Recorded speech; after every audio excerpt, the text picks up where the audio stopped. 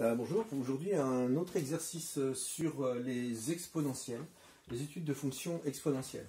Bon, on a une courbe, là ici on en a la courbe représentative. Je vais lire l'histoire rapidement. Donc ça c'est la fonction qui est représentée là. On procède chez un sportif à l'injection intramusculaire d'un produit. Celui-ci se diffuse progressivement dans le sang.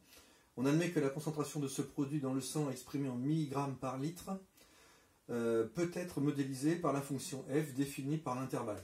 Sur l'intervalle 0,10, voilà,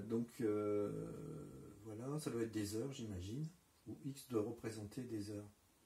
Très bien. Bon, en gros, ce qui se passe, c'est que on injecte le produit à t égale 0. Pour l'instant, quand on mesure dans le sang, il n'y en a pas. Mais rapidement, ça monte. Et puis, ça atteint un maximum. Puis après, j'imagine que le corps, il doit dégrader ce produit, il doit l'utiliser, et il y en a de moins en moins dans le sang. C'est un peu les mêmes courbes que l'on a étudiées en SVT avec l'alcoolémie, des trucs comme ça. Bon, et ben voilà, donc c'est une fonction qui est modélisée par ça, 6x sur l'exponentielle de x. Premièrement, montrer que la dérivée, c'est 6 moins 6x sur exponentielle de x. Bon, la dérivée. Bon, moi ici, je vois, c'est une fonction quotient, c'est du u sur v. Alors j'y vais. Avec u égale 6x, v égale exponentielle de x. La dérivée de 6x, c'est 6. Et la dérivée d'exponentielle de x, c'est exponentielle de x. C'est marqué dans mon cours. Bon, j'y vais. F' de x, je connais mes formules. La dérivée du sur v, c'est u'v moins v'u sur v2. Bon, ce qui fait, alors u'v, ça fait 6 fois exponentielle de x, moins v'u, exponentielle de x fois 6x, sur v2, exponentielle de x, au carré. Voilà, ça c'est fait. Bon, je vais simplifier un peu, ça fait f' de x égale... là, je vais, comme d'habitude, mettre l'exponentielle de x en facteur. Exponentielle de x, facteur de 6, moins 6x. Sur exponentielle de x au carré. Bon, j'ai presque fini. Je vais simplifier les exponentielles de x en haut et en bas. En bas, j'en ai 2. En haut, j'en ai qu'un, donc je vais le rayer. Ça va nous faire donc 6 moins 6x sur exponentielle de x. Voilà. Et ça tombe bien, il me semble que c'est ce qu'on nous demandait de trouver. Bon, maintenant, étude du signe, phase 4 directement. Bon, déjà, je remarque que le dénominateur, c'est l'exponentielle de x et il est positif. Donc, la dérivée, elle est du signe du numérateur. Je l'écris, exponentielle de x positif. Donc, f' est du signe de 6 moins 6x. Bon, je résume mon petit truc. Ça fait 6 moins 6x égale 0. Ça fait moins 6x égale moins 6. C'est-à-dire x égale moins 6 sur moins 6. Ça fait 1. Ok, je fais mon petit dessin. En 1, il se passe quelque chose apparemment. Et la fonction, elle est décroissante. Enfin, la droite, là, moins 6x, est décroissante. Ça veut dire qu'elle est d'abord positive, ma dérivée, et ensuite négative. Bon, je vais faire mon tableau de variation. Donc, on va de 0 jusqu'à 10. Ici, j'ai f'.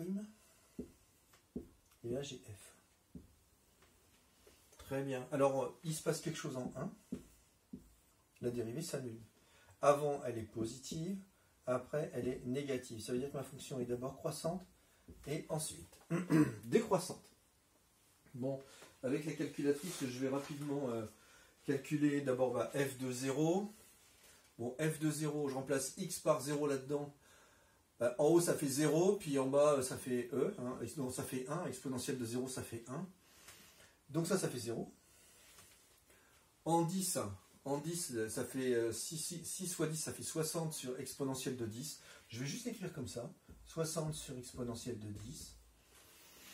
En 1, ça fait 6 en haut et e en bas. Ça fait 6 sur e. Ok. Bon, ben, je vais laisser ça comme ça pour le moment. Avant de poursuivre, je vais effacer la partie gauche là. Parce que maintenant, je vais pouvoir avoir un peu de place pour répondre à la suite.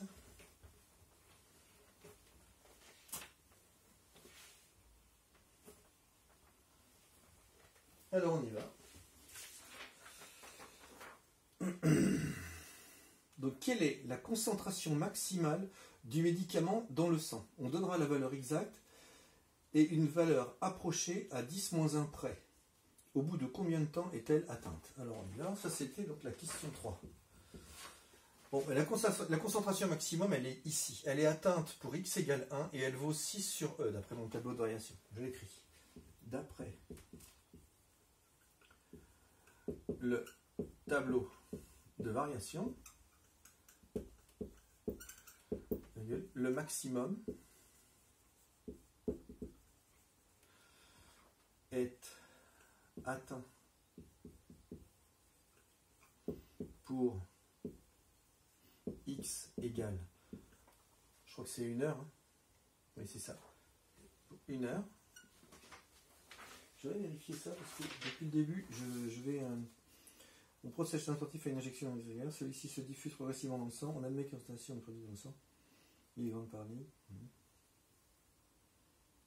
Bah écoute, ça doit être des heures quand même. Hein. Donc on va dire que c'est au bout d'1 heure. Et donc cette valeur, elle vaut f de 1. Ça vaut 6 sur E. Ça c'est la valeur exacte. Alors on nous demande à 10-1 près. Bah, je vais faire avec la calculatrice. 6 divisé par 6 divisé par exponentielle de 1, ça nous fait 2,20, c'est-à-dire 2,2. Voilà. Non, ici c'est des... Alors attendez voir que je vous dise pas de bêtises, c'est des milligrammes par litre, c'est ça. Milligrammes par litre. Question suivante.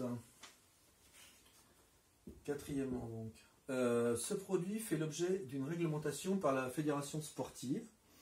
Un sportif est en infraction si au moment du contrôle, la concentration dans son sang du produit est supérieure à 2 mg par litre. Le sportif peut-il être contrôlé à tout, le sportif peut-il être contrôlé à tout moment après son injection? Expliquez votre raisonnement en vous basant sur l'étude de la fonction et ou par lecture graphique sur la courbe C. Bon, ici, on est à 2,2 grammes par litre. On est à 2,2 grammes par litre. Hein. Donc, s'il est contrôlé au bout d'1 heure, le sportif, c'est foutu, il est pris par les organisateurs. Donc, il faut qu'il soit en dessous de 2. C'est-à-dire qu'il faut qu'il soit contrôlé soit avant, là ça doit être 0,7 heures, ou bien soit après, là ça devrait faire 1,5, hein, d'accord. Donc d'après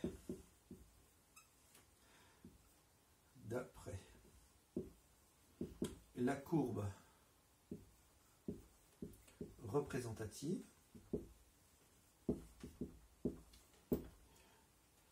le sportif ne sera pas en infraction s'il est contrôlé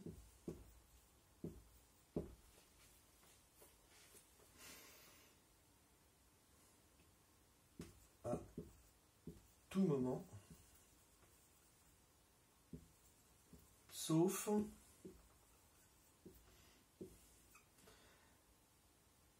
entre, on a dit 0,7 heures et 1h50 après son injection. Voilà, c'est tout. Je vous remercie pour votre attention.